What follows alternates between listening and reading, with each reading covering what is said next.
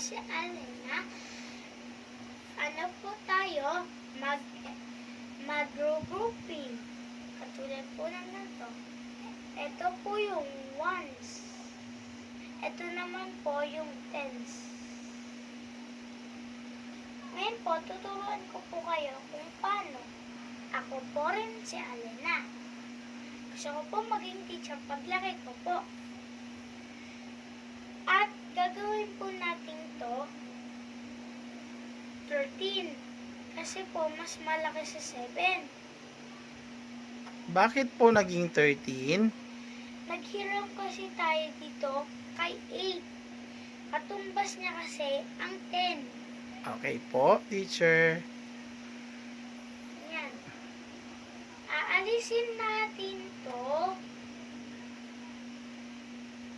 Bakit? Kasi nga, nanghiram na tayo kay 8.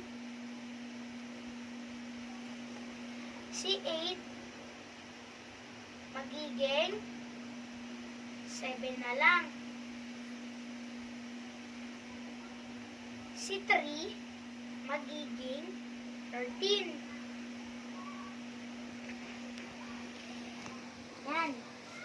Bibilang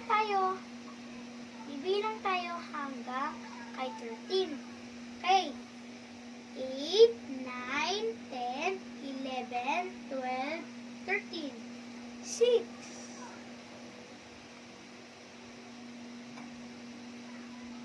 Yan.